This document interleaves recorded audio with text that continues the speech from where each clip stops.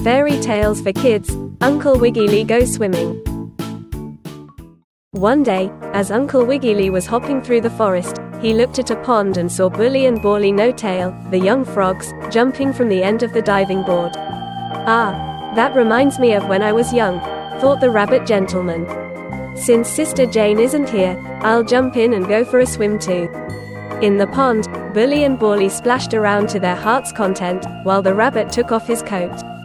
"Oh, hooray, here comes Uncle Wiggily," quacked Bully. "Come on in, the water's lovely," mumbled Bawly. "Thank you, I'll give it a try, although I'm not a very good swimmer or diver," Mr. Longears replied. He stood swaying at the end of the diving board. "1, 2, 3, counted Bully. "Jump in." Uncle Wiggily sniffed with his pink nose in the air one more time and, hoping he wouldn't get too much water, he jumped in. Uncle Wiggily didn't think he would jump so high and dive so deep, but he did, and then his head got stuck in the mud at the bottom of the pond. "Ow! Ow! Blub blub!" cried the poor rabbit gentleman. "Quick, we have to get him out. Grab his other leg," quacked Bully.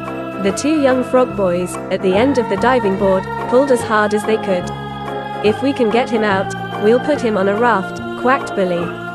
"Well, boys, I think you've let me float around long enough," Uncle Wiggily said after a while. "Push the raft to the shore, and I'll get dressed again." So the raft was pushed to the shore. The frog boys made jumps again from the diving board, and Fuzzy Fox went to the water's edge to wait for the rabbit to come ashore. How delicious it will be to nibble on his ears," thought the fox, smacking his lips. "Oh my dear heavens, help! What is this?" cried Uncle Wiggily when the fox suddenly pulled him off the raft as soon as he reached the shore. "Ears are the answer, Uncle Wiggily," growled the fox. "I'm going to take you to my den in the woods and nibble on your ears." Not waiting for the rabbit to dress himself, the fox led the way. But Bully and Bawly came up with a trick. "We'll sling this big rock at the fox," they said. On the shore, the fox tied a grapevine around poor Uncle Wiggily's neck and dragged the little rabbit through the woods.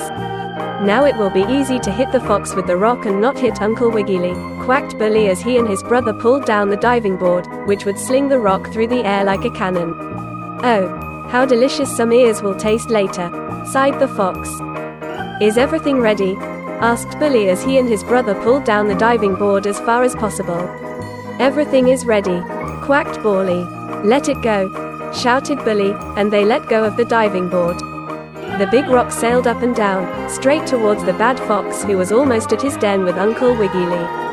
"Please let me go," begged the poor little rabbit. "No way," snarled the fox, and then, suddenly, a big rock hit the fox's rib cage. "Ah!" growled the fox. "What's happening now?" But that was all he could ask, because he fell down and the rock fell on top of him, and he couldn't get up to nibble on Uncle Wiggily's ears. "You were very clever, frog boys, to come up with that trick," laughed the little rabbit as the three friends jumped away. And the fox cried, "Wow! Like and subscribe Children's Farm for more."